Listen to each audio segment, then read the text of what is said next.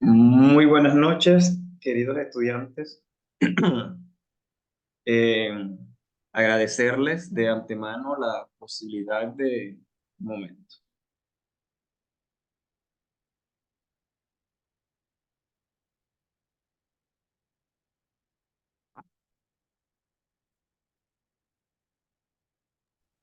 Agradecerles de antemano la posibilidad de participar de este encuentro sincrónico que ha sido un poco fuera del cronograma establecido, pues debido a las dificultades técnicas que ya les expuse en su momento.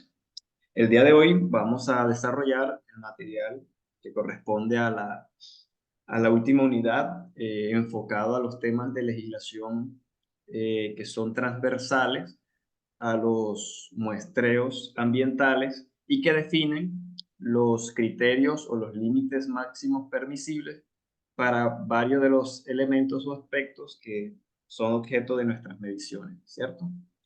Eh, con su permiso, ustedes me confirman, por favor, si pueden ver mi pantalla. ¿Alguien que me haga el favor? ¿Pueden ver mi pantalla en este momento? Y profe, Ok, excelente. Bueno, vamos a hacer aquí un barrido rápido por la presentación que es bastante resumida, ¿sí? De este material, legislación ambiental para la medición de parámetros, ¿sí? A ver, como todos ustedes bien saben, como base de todo material legislativo en Colombia, tenemos a la Constitución como carta magna que se erige en la nación y que da las bases fundamentales para el desarrollo, que sirve de plataforma para el desarrollo de otras normativas, que en función de si son decretos o resoluciones, eh, enfatizan más en aspectos técnicos o instrucciones definiendo términos de referencia para establecer los procedimientos o procesos según se requieran. Dentro de la Constitución política, ¿verdad? Se pueden señalar algunos artículos que, pues, de cara al desarrollo de esta temática son bastante interesantes. Por ejemplo, vamos a ver si aquí tenemos. mm, A ver, tenemos primero, bueno, tenemos el artículo 78, también tenemos el artículo 25. Vamos a empezar aquí con el 78.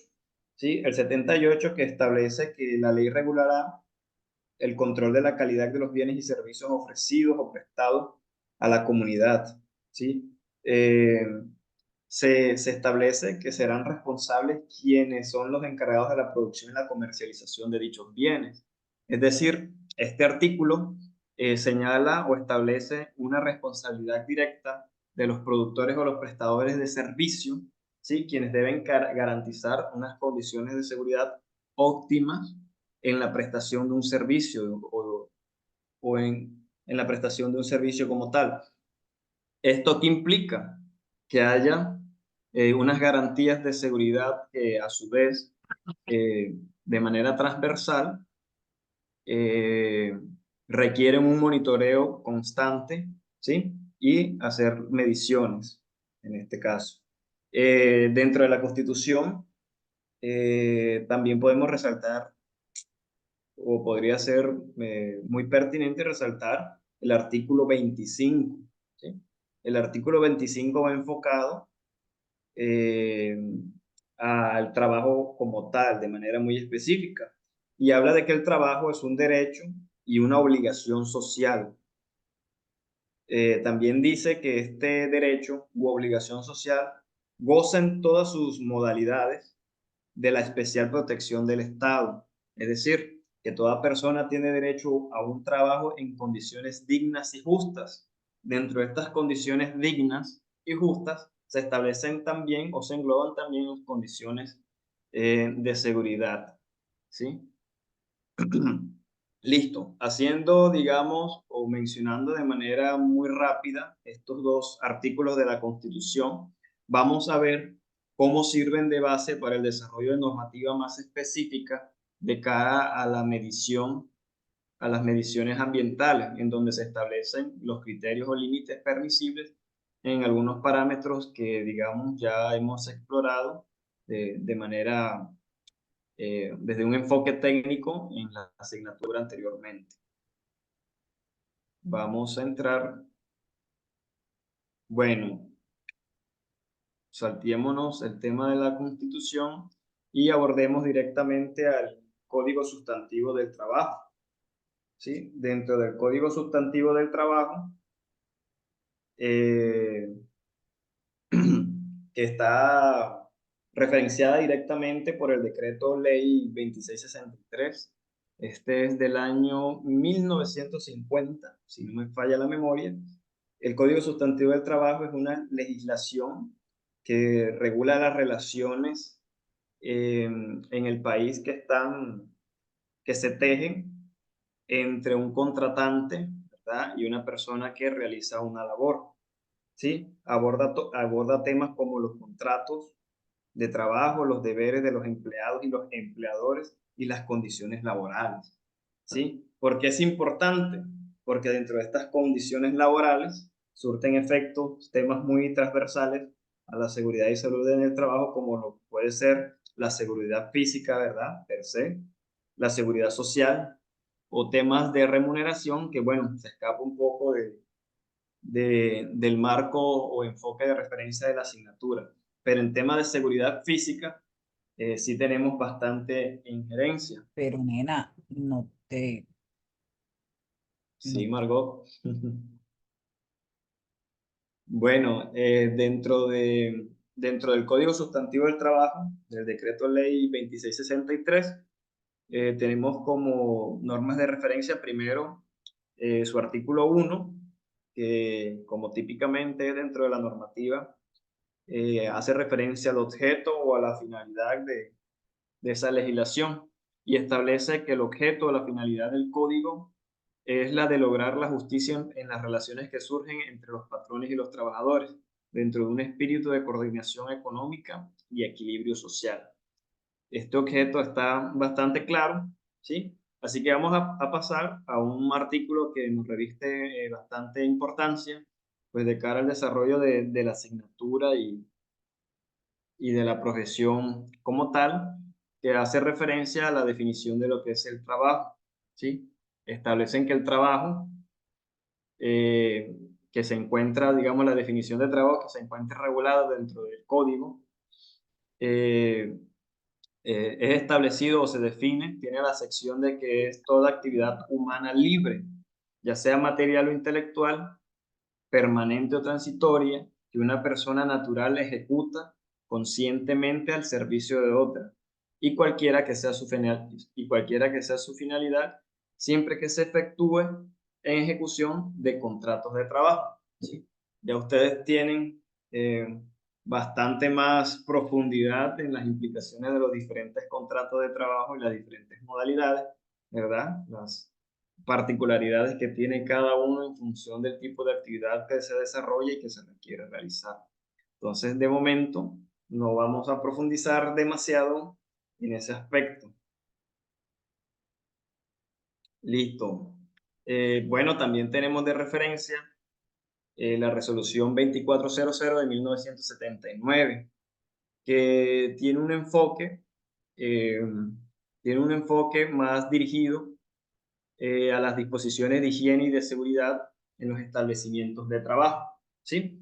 Esta resolución la vamos a tocar de manera implícita en el desarrollo en el análisis de la otra normativa más específica que vamos a tener presente, que ya define unos criterios técnicos más puntuales.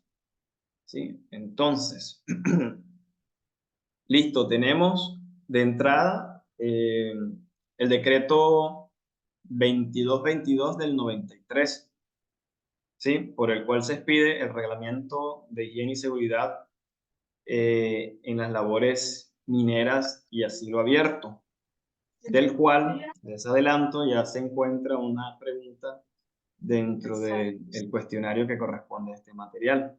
Así que los voy a dejar un poco con la intriga para que desarrollen esta lectura, que les voy a dejar un enlace bien interesante. Bueno, para abordar el enfoque jurídico y legislativo de la temática que hemos desarrollado, que está más enfocada al análisis de variables meteorológicas principalmente, relacionadas a temas de temperatura, a temas de condiciones de ruido, a temas de inocuidad o condiciones de contaminación atmosférica, vamos a explorar o vamos a ahondar en alguna normativa más precisa. Entonces, primero vamos a buscar la resolución 0627 del año 2006, que es esta que tenemos aquí, por la cual se establece la norma nacional de emisión de ruido y ruido ambiental. Bueno, aquí dentro del slide, ¿sí? Aparece la definición para efectos de comprensión de la normativa. Dice, para efectos de la correcta aplicación del presente acto administrativo, se adoptan las definiciones contenidas en el anexo 1, el cual hace parte íntegra de esta resolución. Entonces, haciendo el ejercicio, nos dirigimos a la resolución 0627 y la tenemos aquí presente. Esta se las voy a dejar ahí bien eh, accesible para que puedan consultarla, por la cual se establece la norma nacional de emisiones de ruido ambiental. ¿Sí? En la primera parte, en la parte considerativa, considerando, establecen que el Ministerio de Ambiente, ¿verdad? En función de sus facultades, ahora conocido como Ministerio de Ambiente, eh, Vivienda y Desarrollo Territorial, en función de los numerales 10, 11 y 14 de los artículos 5 de la Ley 99 del 93, ¿verdad? En donde se crea como tal el Ministerio de Ambiente, tiene las facultades para definir la normativa en función, ¿verdad?, de los poderes otorgados mediante la ley y la Constitución Política de Colombia. En ese sentido, se erige como el ente garante, ¿verdad?, el ente que garantiza que se haga cumplimiento de la normativa ambiental exigible. En este caso, haciendo referencia principalmente a la normativa nacional para emisiones de ruido ambiental. Nosotros hay que hacer una pequeña aclaración respecto a esta normativa, a la 0627, y es que es emitida desde el Ministerio de Ambiente. Por contraparte, su, digamos, hermana mayor, que es la resolución 8321 del año 83, si no me falla la memoria, fue emitida por el Ministerio de Salud. Ahora vamos a ver por qué una fue emitida por el Ministerio de Ambiente y otra por el Ministerio de Salud. Ambas resoluciones son complementarias entre sí, pero manejan el tema de las emisiones de ruido desde dos enfoques diferentes. ¿Sí? Esta resolución lo toma desde el enfoque de la contaminación ambiental que se hace por la emisión de ruido, principalmente a las perturbaciones que se pueden generar de condiciones, digamos, de ruido que pueden ser molestos, ¿sí? Entonces, tiene un enfoque especial sobre el ruido ambiental, se hacen referencia a unos criterios técnicos muy específicos para la medición de dicho ruido ambiental y se definen unos límites permisibles en función de unas áreas determinadas, ¿sí? Eso lo vamos a ver en el siguiente apartado. Aquí tenemos el capítulo 1, que hace referencia a las disposiciones generales que son necesarias y requeridas para la comprensión efectiva de esta normativa. Resaltando aquí, digamos en el artículo número 2, el horario, en donde definen que un horario diurno, para efectos de esta normativa, inicia a las 7:01 de la mañana y termina a las 21 horas, es decir, a las 9 de la noche. Y el horario nocturno inicia desde las 9:01 de la noche hasta las 7 de la mañana. ¿Sí? Entonces, hacen esta pequeña aclaración, este pequeño disclaimer de cara a, digamos, el entendimiento adecuado de la normativa. Vamos a ver el por qué.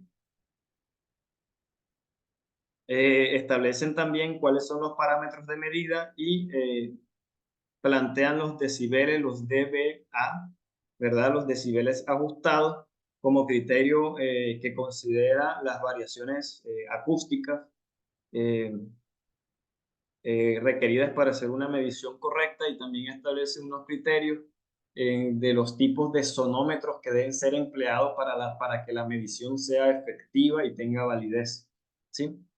Entonces, ese aspecto técnico lo vamos a ahondar más adelante.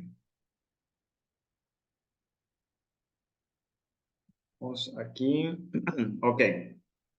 En esta primera tabla, ya a partir del capítulo 2, como podemos observar, se establecen los estándares máximos permisibles referente a los niveles de emisiones de ruidos expresados en decibeles, en dBA, en los decibeles ajustados, ¿sí? En donde se establecen unos sectores, ¿verdad? Unos subsectores, y se establecen unos estándares máximos en los cuales se puede tolerar relativamente dicho ruido, y que estos estándares o estos niveles permisibles varían en función del horario, bajo los criterios que se definieron en la parte considerativa del capítulo número 1.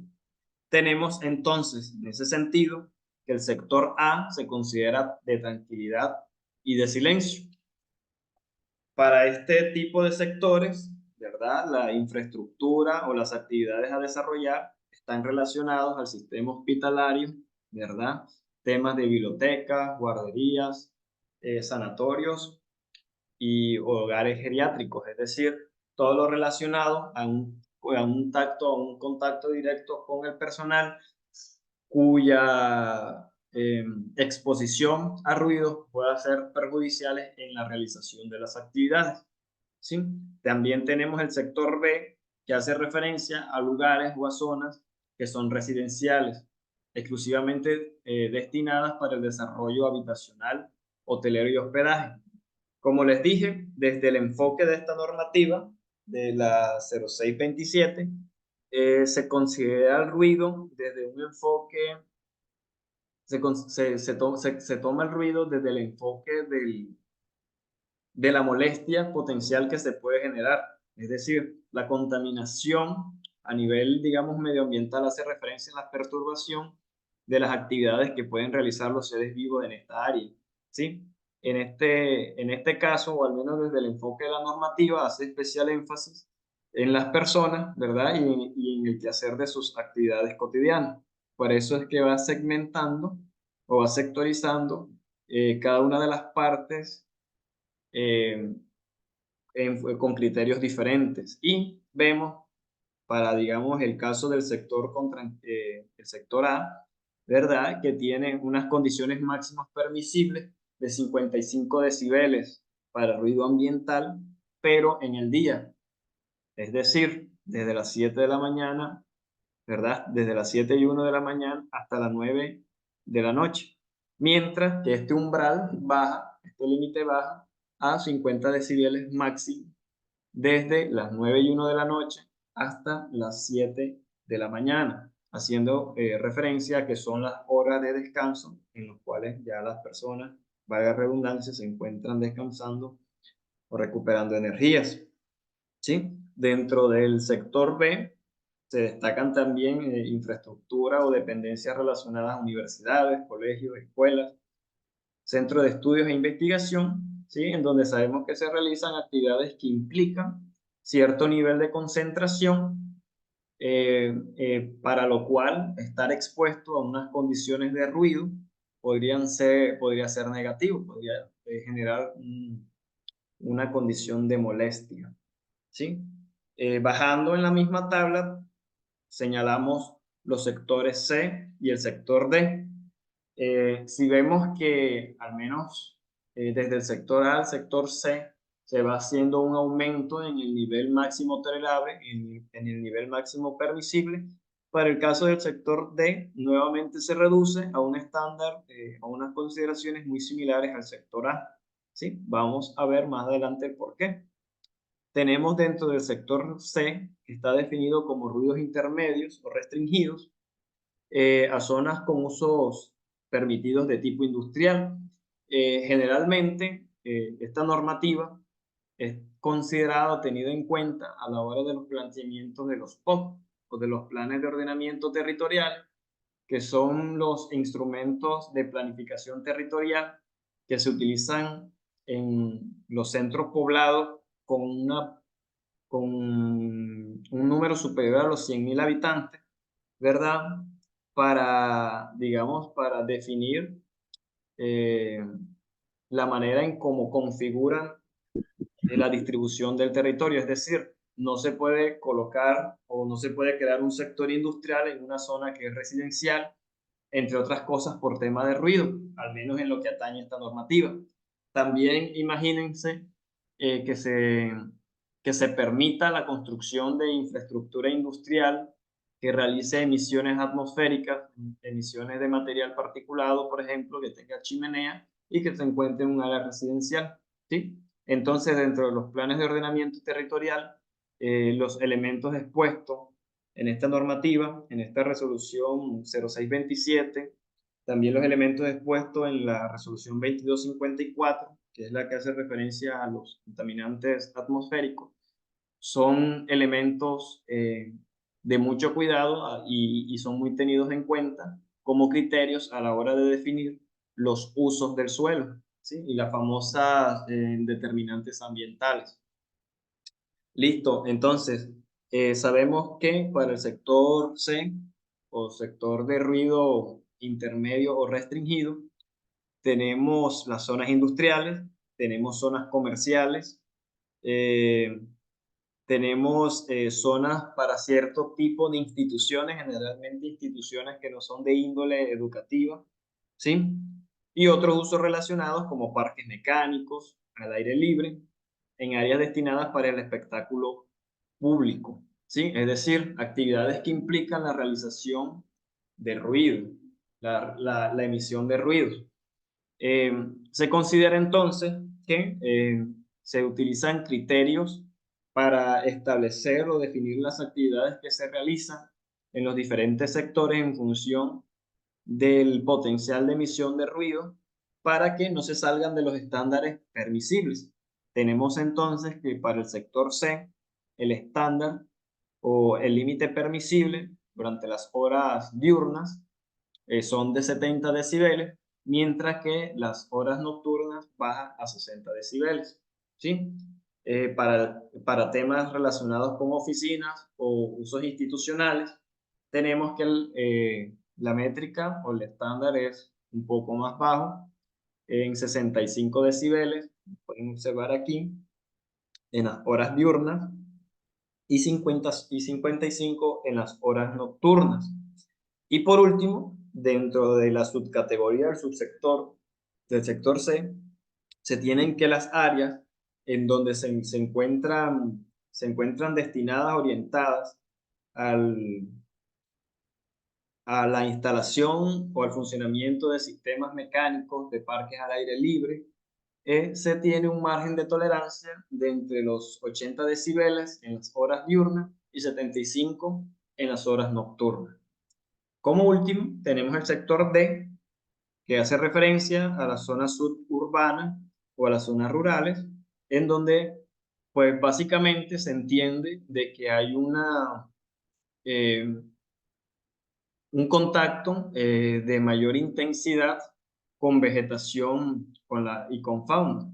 Sabemos entonces que dentro de los ecosistemas que existen, ¿verdad? En los alrededores de la ciudad, los animales tienden a ser muy sensibles a cierto tipo de ruidos y puede suceder que existan perturbaciones. Por ende, el estándar de tolerancia de tolerancia que se maneja para las zonas de tipo D, que son zonas urbanas o zonas rurales, se considera de tranquilidad o de ruido muy moderado, teniendo un margen de tolerancia en el día de 55 decibeles y en la noche de máximo 50. Es decir, maneja unos límites permisibles muy similares al sector A, que es considerado, ¿verdad? Según lo definido en esta tabla, como un sector de tranquilidad y silencio, ¿sí? Entonces vemos cómo existe una sectorización o cómo se estandarizan unos niveles permisibles en función del tipo de actividades que se realizan. De allí la importancia de que exista una correcta planificación del territorio. Ahora bien, como muchas de las actividades en las cuales tiene injerencia el profesional de la seguridad y salud en el trabajo están enfocados al sector industrial, sabemos entonces que al menos a nivel de ruido ambiental vamos a estar expuestos a unas condiciones generales de un umbral, un segmento de entre los 60 y los 70 decibeles, ¿sí? Entonces, para índole de no saltearse o no superar los niveles máximos permisibles, nosotros debemos mantenernos en un rango de tolerancia de entre los, con un máximo, con un límite máximo de 70 decibeles. Les adelanto que este aspecto, este enfoque va a estar bastante tenido en cuenta dentro del examen, ¿sí? Dentro de esta normatividad se plantean bastantes componentes de índole técnica, ¿sí? Que hace referencia a los intervalos de tiempo de medición para que una prueba se considere con la asertividad suficiente, con la rigurosidad suficiente, como para ser utilizado como criterio de medición válido según esta normativa. Aquí dentro del artículo 15, ¿verdad? Que se encuentra en el capítulo 3, donde hacen las aclaraciones en relación a la sección de ruido medioambiental, tenemos el intervalo de tiempo de referencia, ¿sí? Que hace referencia, valga la redundancia, a los espacios o los lapsos en los cuales se debe hacer las mediciones y bajo qué condiciones medioambientales o qué condiciones sí, qué condiciones de base medioambientales para que no exista una interrupción y no exista estática a la hora de hacer la toma de los datos, es decir, no exista una interferencia con la recolección de datos. Tenemos también dentro del artículo 16 que se establece el intervalo, los intervalos a largo plazo y a mediano plazo, y se establecen los niveles o los estándares máximos permisibles, los niveles de ruido ambiental en el artículo 17, en donde se hace la aclaración de cómo se cómo se crea o cómo se ajusta más bien la unidad de decibeles, es decir, se pasa de los decibeles generales a los decibeles ajustados, a los dBA, ¿verdad? Considerando las connotaciones acústicas técnicas que existen dentro de los espacios que son abiertos, en donde el ruido tiende a manejar realmente el mismo comportamiento, pero bajo unas condiciones de acústica diferentes por la falta de resonancia con superficies sólidas cercanas. Listo. Esta es la, digamos, la aproximación o la apreciación que se va a hacer de manera introductoria a este material al material contenido dentro de la resolución 0627. ¿Sí?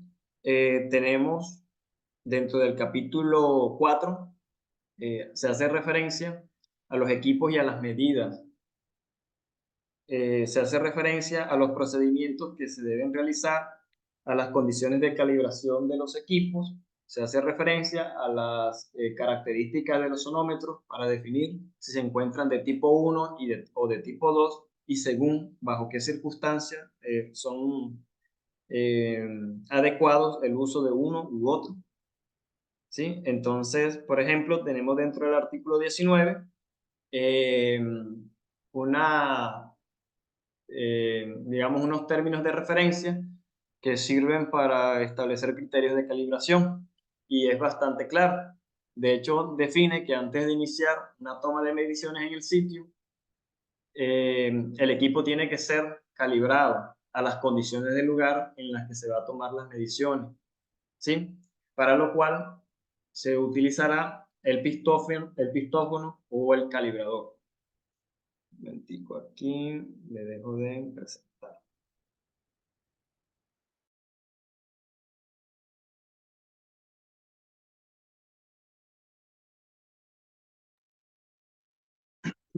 ¿Sí?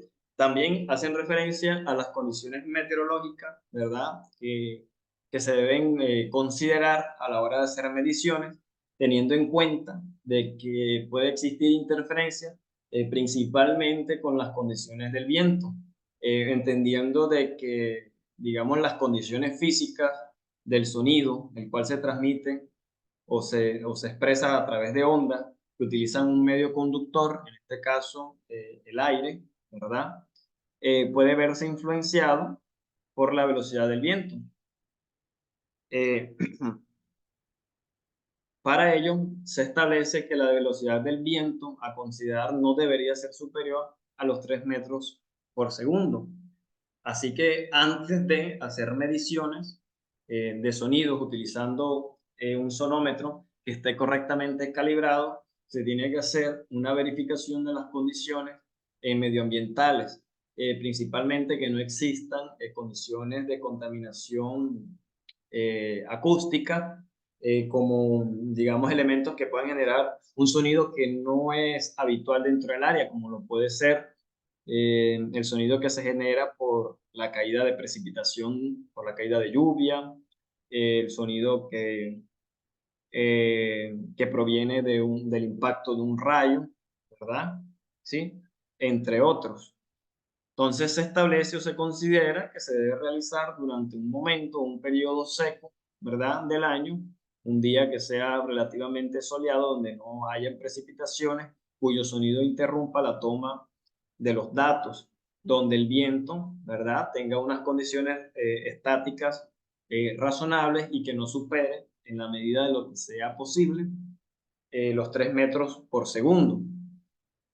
Puede suceder que existen sectores o sitios en donde las corrientes de los vientos tienden a superar de manera habitual esta velocidad, por lo cual para estos casos se utilizan equipos de protección que, digamos, genere una especie de burbuja acústica para los sonómetros en donde no se hace un impacto directo sobre el micrófono receptor de la onda.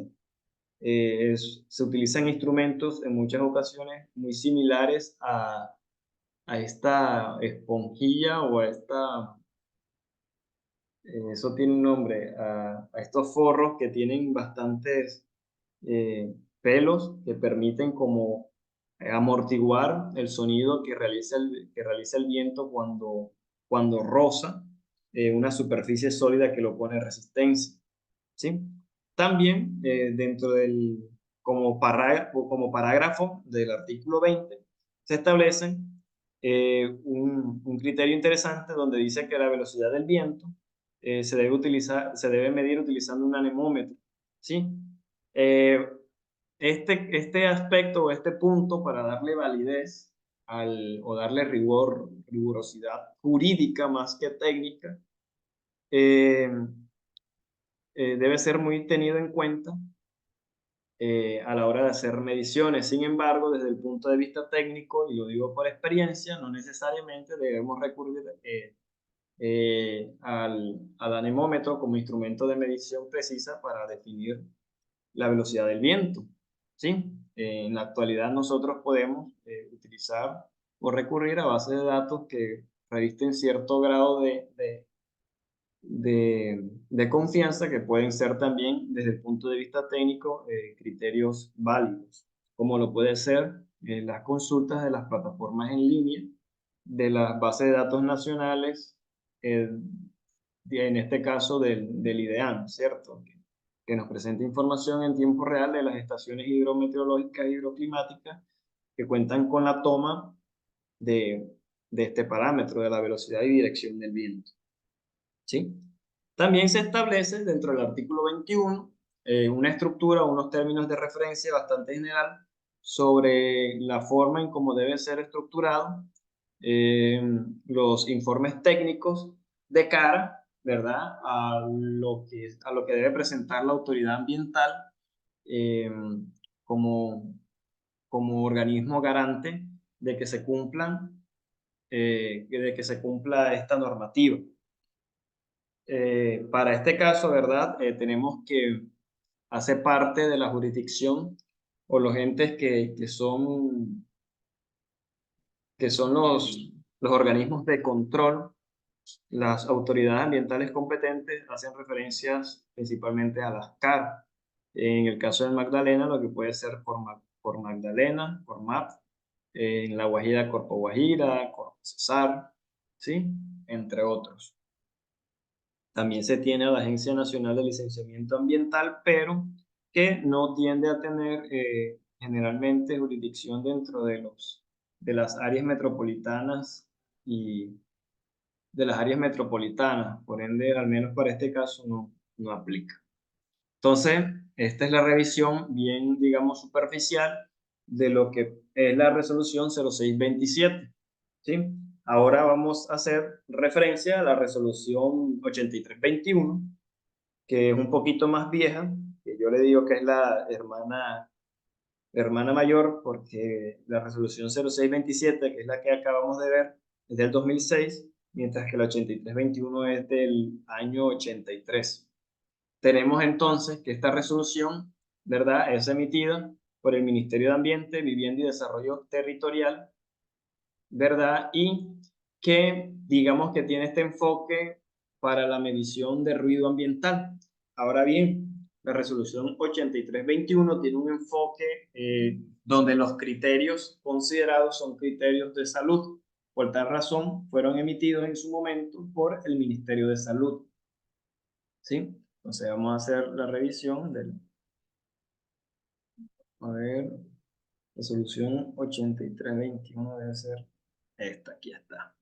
Aquí tenemos, miren, Ministerio de Salud, resolución 8321 del 4 de agosto de 1983, no me falló la memoria, ¿sí? Y aquí establecen o definen el objeto de la resolución, por la cual se dictan las normas sobre la protección y conservación de la audición, de la salud y el bienestar de las personas por causa de la producción de emisiones de ruido, ¿sí?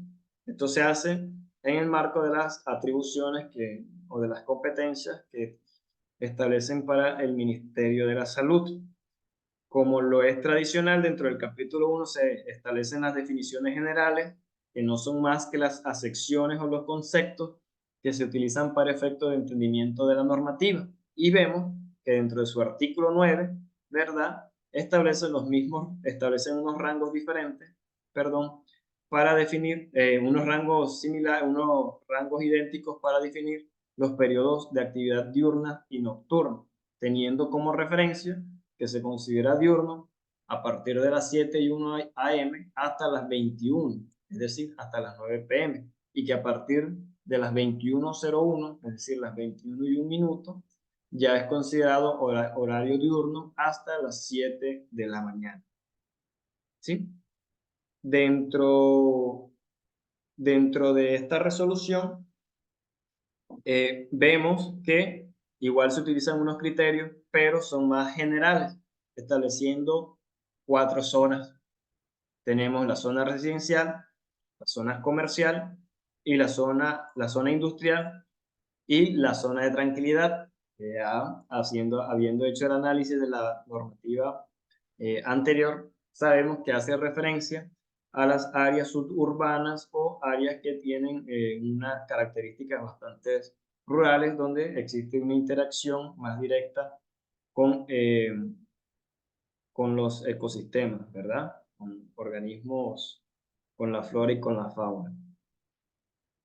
A ver, vamos a mirar una tablita que es bastante interesante y que les pido le presten especial atención. Vamos a buscarla.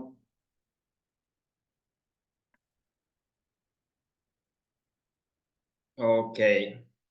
Miren, aquí tenemos una tablita que hace referencia a los límites o a los valores límites permisibles para ruido continuo o intermitente, ¿sí?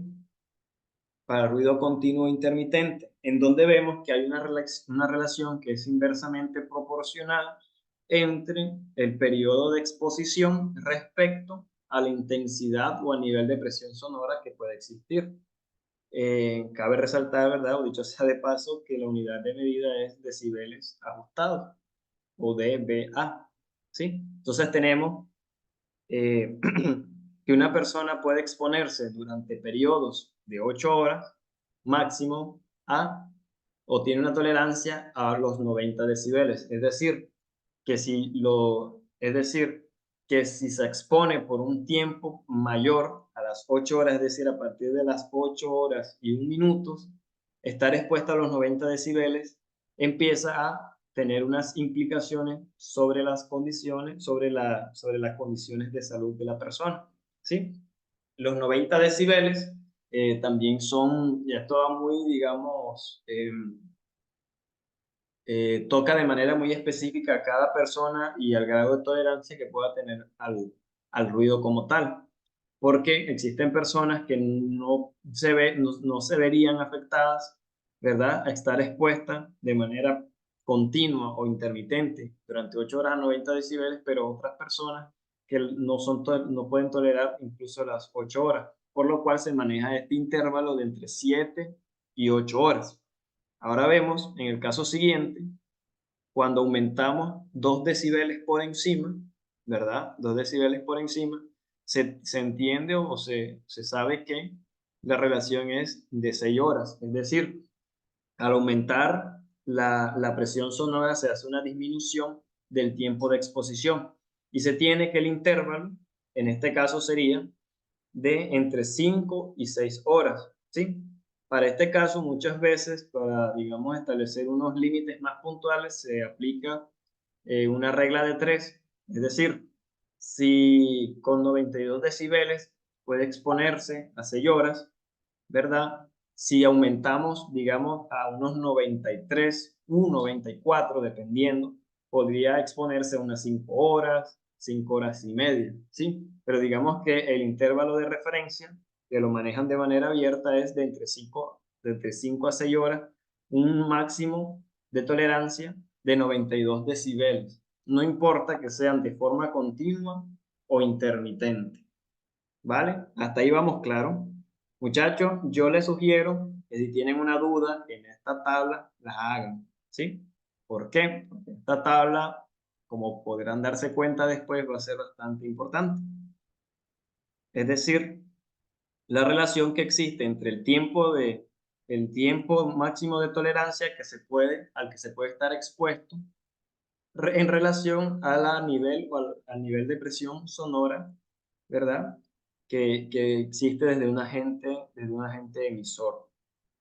Vemos cómo a medida que van aumentando la presión sonora en términos de decibeles, va disminuyendo eh, también de forma gradual el tiempo máximo de exposición. Aquí, por ejemplo, tenemos que para el umbral máximo que se considera que es sano, que se puede tolerar por el ser humano, se tienen los 115 decibeles. Aquí, por lo general, cualquier presión sonora que supere este umbral, así sea por un intervalo de tiempo, por un lapso muy pequeño, es decir, 1 minuto, 1 minuto y medio, aún así puede generar afectaciones sobre los conductos del oído, principalmente porque a ese nivel o a esa frecuencia la presión que se genera sobre el sistema de resonancia, principalmente del tímpano, no es tolerable ni admisible por el oído y genera incluso sordera temporal, incluso cuando el tiempo es muy, muy, muy corto. Es decir, cualquier sonido o cualquier ruido, más bien, para utilizar la sección de la normativa, que supere los 115 decibeles, ya no es aceptado. Ahora bien, estas condiciones o estos intervalos hacen referencia a los decibeles percibibles. Es decir, estamos haciendo una correlación entre el tiempo de exposición y la intensidad o presión sonora cuando no existe ningún elemento de protección personal. Es decir, nosotros podemos estar expuestos a una presión sonora de 115 decibeles, probablemente por un tiempo más prolongado, a los 15 minutos sí, tenemos la protección correspondiente, ¿sí? Entonces, este es un aspecto a considerar, ya que esta tabla solamente hace referencia a unas condiciones, digamos, en donde el agente o la persona receptora de este ruido no tiene o no cuenta con elementos de protección personal. Pero vemos cómo en la medida en que vamos aumentando la presión sonora, la capacidad de tolerancia en términos de tiempo se va reduciendo, ¿sí? Generalmente, uno lo que hace es tener algunos estándares de referencia. Uno, o como profesional, se hace a veces engorroso memorizar cuál es el umbral o la relación que existe entre la máxima duración de la exposición respecto a la presión sonora, ¿verdad? Entonces uno lo que hace es relacionar la primera con la primera, ¿verdad? Que serían 8 horas con 90 decibeles, y la última que sería máximo, máximo 15 minutos con 115 decibeles, ¿sí? Y saber que a partir de los 115 decibeles es inaceptable o es intolerable más bien para los seres humanos sin importar el intervalo de tiempo, ¿sí? Listo, muchachos. Yo quería hacerle un especial énfasis en esta tabla porque sé que le va a ser de bastante importancia. Ahora, eh, para no saturarlo, ¿verdad? Vamos a ahondar, si ustedes están de acuerdo, en la resolución 2254, que esta es bastante reciente, es del año 2000, es del año 2017-2015.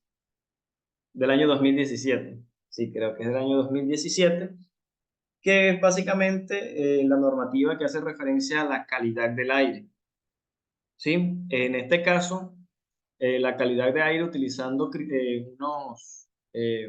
unas emisiones de criterios, unas emisiones de contaminación, que ahorita vamos a hacer el discernimiento de cuál es cuál y a qué hace referencia cada una de estas acepciones. A ver, yo tenía esa resolución por aquí, debe ser esta. Efectivamente, aquí tenemos también que, como me imagino que ya sospecharían, eh, fue emitida por el Ministerio de Ambiente en el año 2017, ¿sí? Y es por la cual se adopta la norma de calidad de aire ambiente y se dictan otras disposiciones. Eh, Esta normativa tiene una parte considerativa que para efectos de, digamos, de la comprensión de su material no tiene mayor relevancia, ya que hace referencia a los componentes que dan poder a esta, que dan base a esta normativa, y hace referencia al Código de los Recursos Naturales, al Decreto Ley 1072 del 2015, ¿sí?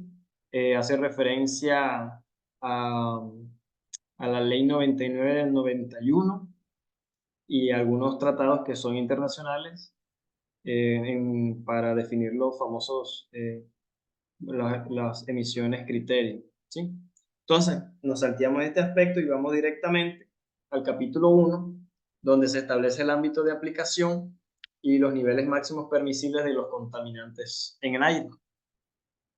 A ver, eh, como esta normativa salió a finalizar, finalizando el año 2017, entró en vigencia a partir del 2018, y también tiene una particularidad que es una normativa que aplica el principio de rigor subsidiario, en donde, digamos que lo que significa es que si existe una una autoridad, en este caso una autoridad ambiental de competencia, puede hacer más rigurosa esta normativa, pero no la puede hacer más laxa. Por plantear un ejemplo muy chusco, podríamos decir que si la normativa que salió en el 2017 establece que el nivel máximo permisible, en este caso de PM10, es de 50 microgramos sobre metro cúbico, ¿verdad? en un en un tiempo de exposición de un año, la autoridad ambiental del Magdalena, Corpamag, puede decir, no, miren, en Santa Marta, nosotros consideramos, sí, en Santa Marta nosotros consideramos que porque se encuentran cerca al mar, o más bien porque se encuentran pegados a la Sierra Nevada de Santa Marta, tal vez la contaminación en el aire no va a dispersarse muy rápido y se va a concentrar. Entonces nosotros vamos a ser bastante más rigurosos y nosotros no vamos a tolerar un nivel máximo de 50 microgramos, sino que vamos a tener una tolerancia menor. Es decir, nosotros vamos a tolerar 40 microgramos sobre metro cúbico. Entonces, a esto hace referencia el principio de rigor subsidiario. Ahora bien, el principio de rigor subsidiario solamente aplica cuando se vuelve más rígida la normativa, pero no se puede volver más laxa. Es decir, si esta normativa, si esta resolución, la 2254, establece que el criterio mínimo tolerable es de 50 microgramos, la autoridad ambiental, que para efectos del ejemplo es Corpomat, no puede decir que ellos van a tolerar 60 microgramos o 70 microgramos. Es decir, ellos pueden apretar más, pero no aflojar más. ¿Sí? También esta normativa establece unos ajustes o unas metas que van de cada año 2030, haciendo referencia a algunos elementos algunos aspectos, algunas metas consideradas dentro de los objetivos del desarrollo sostenible a los cuales eh, a los cuales Colombia suscribió en su momento, ¿cierto? Bueno, entrando en materia, dentro del artículo 2, ¿verdad? Tenemos los niveles máximos permisibles para contaminantes criterios. Ojo, contaminantes criterios. La normativa define dos tipos de contaminantes criterios y otra sección diferente que vamos a verla más adelante. Dentro de los contaminantes criterios que hacen referencia eh, básicamente a sustancias que dentro del aire ya existen, pero que en función de la concentración pueden ser o generar cierto nivel de afección sobre los seres vivos. ¿Sí? Entonces tenemos como primer contaminante criterio los PM10, que habíamos hablado ya en su momento, que hace referencia a partículas sólidas de cierto tamaño, ¿sí? Que son bastante más grandes que la PM2.5.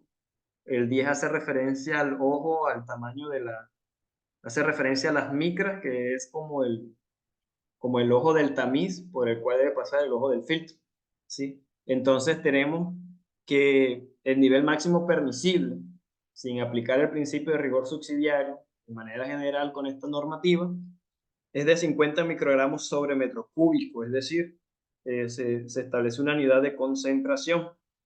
Por cada metro cúbico de aire se tiene una tolerancia máxima de 50 microgramos, considerando un tiempo de exposición máximo de un año. Ahora bien, si esta concentración aumenta, ¿verdad? Como lo establecen en la tabla, a los 100 microgramos, se considera que el tiempo máximo de exposición son 24 horas. De allí viene que se hagan las emisiones de las diferentes alertas, que pueden ser amarilla, naranja o verde, en función de la cantidad o la concentración más bien de partículas, en este caso de PM10, que se puede encontrar suspendida en el aire. Cuando la contaminación, o más bien cuando la concentración en unidades de microgramos sobre metro cúbico los 50 superan las 50 unidades, los 50 microgramos, ¿verdad? Se empiezan ya a emitir en función de criterios de medición que se encuentran estipulados en esta norma, las diferentes alertas, o se empieza a sugerir a las personas de que utilicen o no tapabocas. Esta normativa tiene un ámbito de aplicación en el entorno general, es decir, a nivel medioambiental, en áreas exteriores. Sin embargo, es un criterio que se puede utilizar aplicando también el principio de rigor subsidiario dentro de entornos cerrados. ¿Por qué? Porque los estándares técnicos que se emplean en esta normativa fueron considerando algunas directrices que en su momento dio la OMS, ¿verdad? La Organización Mundial de la Salud, en donde se establecieron, digamos, los niveles de tolerancia generales para las personas en condiciones óptimas de salud. Es decir, que una persona que cuente con una condición o un quebranto de salud relacionado a su sistema respiratorio puede que tenga un umbral de tolerancia bastante menor. Tenemos también dentro de los contaminantes, bueno, dentro de los contaminantes criterios, se consideran estos que se encuentran aquí, ¿sí? Únicamente estos. Tenemos a los PM10, ¿verdad? Al material particulado 10, al material particulado 2.5, al SO2, que es el dióxido de azufre, al NO2, que es el dióxido de nitrógeno, al O3, que es el ozono, ¿verdad? Al CO, que es el monóxido de carbono.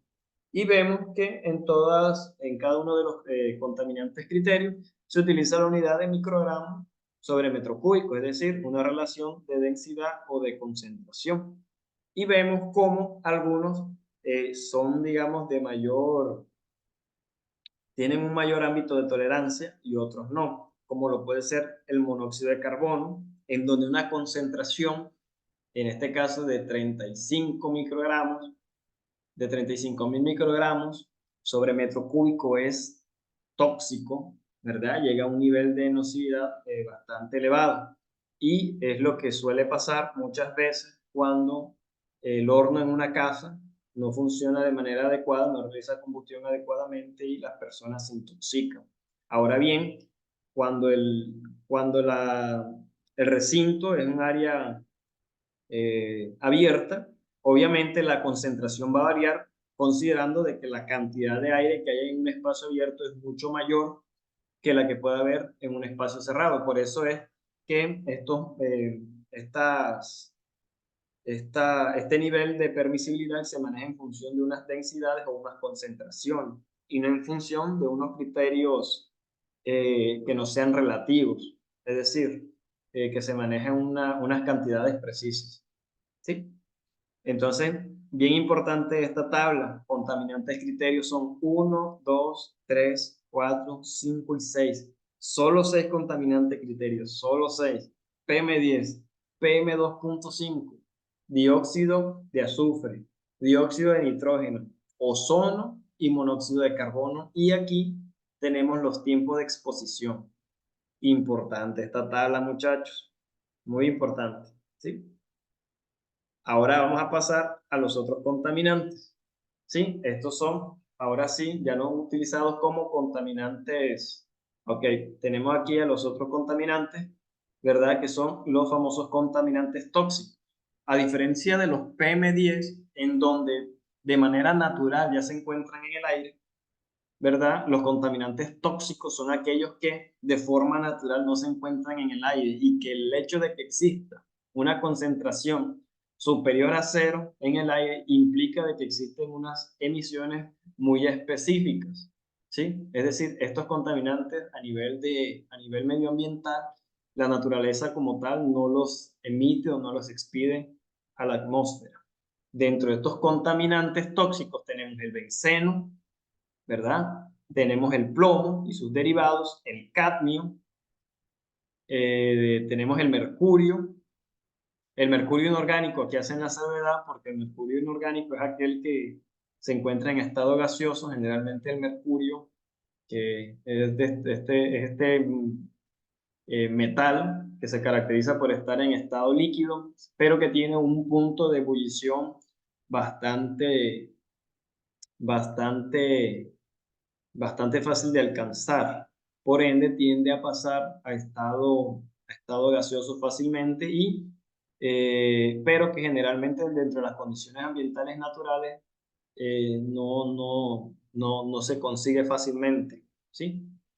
Tenemos el tolueno, ¿verdad? Y el níquel. También algunos hidrocarburos, como lo puede ser eh, el benzón y el pireno, perdón. El níquel también es un metal que solamente bajo condiciones muy específicas pasa a estado gaseoso, pero también tiene la particularidad de que realiza ciertas reacciones químicas con algunas sustancias que son muy comunes en el aire, como lo puede ser el oxígeno molecular, es decir, el O2, o hay algunas variaciones del nitrógeno. Y bueno, considerando que el aire que respiramos es en un 70-80% nitrógeno, se considera que el níquel es de bastante fácil reacción bajo ciertas condiciones.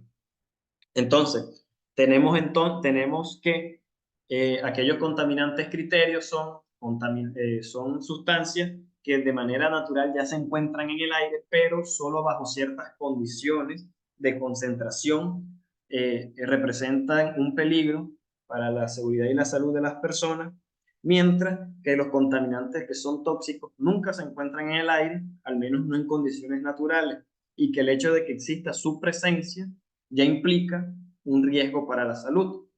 Ahora bien, vamos a darnos cuenta que los niveles máximos de permisibilidad o de tolerancia que establece la normativa son muy, muy bajos, ¿sí? Por ejemplo, tenemos que para el benceno tiene un máximo de tolerancia de 5 microgramos sobre metro cúbico. Y para el caso del cadmio, que es donde se registra probablemente la menor concentración, es de 0,005, es decir, de 5 por 10 a la menos 3 microgramos sobre metro cúbico. Es decir, que cualquier concentración superior a esta mencionada implica una tolerancia un tiempo de exposición menor al año, ya que puede ingerir en relaciones de toxicidad, ¿sí? Entonces tenemos entonces que para los contaminantes tóxicos son 1, 2, 3, 4, 5, 6 y 7, ¿sí? Siete contaminantes tóxicos y son el benceno, el plomo, el cadmio, el mercurio, ¿verdad? El tolueno, el níquel y algunos hidrocarburos que se encuentran tipificados dentro de que cuentan con anillo bencénico o que son aromáticos, ¿verdad? Para el caso de los hidrocarburos, estos suelen sí encontrarse en algunas condiciones naturales cuando existen rupturas de áreas con presencia de combustibles fósiles, sino que estas rupturas de las placas tectónicas no son habituales y tienden a suceder cuando existen perforaciones petroleras. En la actualidad se han vuelto bastante más comunes respecto a como era anteriormente por la práctica de nuevas estrategias de extracción de petróleo, como lo puede ser el fracking, la famosa la fractura hidráulica, ¿sí? Entonces, muchachos, yo les hago especial énfasis en estas tres resoluciones, ¿verdad? Recapitulando, sería la 0626 del año 2006, que fue emitida por el Ministerio de Ambiente, la resolución 8321 del 83, siempre se me olvidan, del año 83, que fue emitida por el Ministerio de Salud y que establece unos criterios eh, más específicos orientados a la salud, mientras que la 0626 establece unos criterios orientados al ruido ambiental, ¿sí? Y la resolución 2254 del año 2017, ¿sí? Que es esta que estamos viendo y que hace referencia a los estándares de contaminación del aire, utilizando como elementos fundamentales o de referencia los contaminantes criterios y los contaminantes tóxicos, ¿sí? Listo. Para esta clase tengo programado, vamos a dejar de compartir pantalla, o tenía pensado hacer una ronda eh, de responder algunas preguntas de cara a que sabemos que ya estamos finalizando con la asignatura y que ya ustedes se ocupan bastante y probablemente no tengan tiempo para asistir a los encuentros o asesorías. Si alguno tiene alguna duda que quieran plantear ahora, adelante, este es el momento.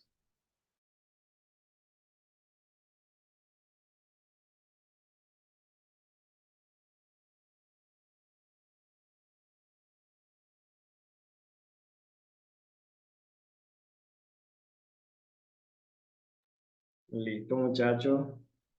Si ninguno tiene ninguna duda, eh, podemos dar por concluida la clase del día de hoy.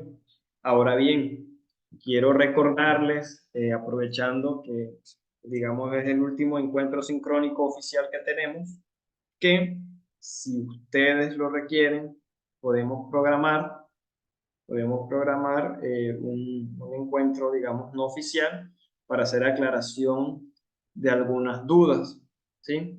Les voy a dejar un material disponible una vez terminemos con el encuentro, para que puedan acceder a la normativa actualizada de manera más sencilla y puedan hacer consultas más rápidamente. Les adelanto que, pues, al menos de cara al cuestionario que ya está en plataforma y que voy a hacerles visible, hay bastantes preguntas relacionadas con la normativa que les acabo de socializar para que tengan muy en cuenta. No siendo más, muchísimas gracias por su participación y tengan una feliz noche y un feliz descanso.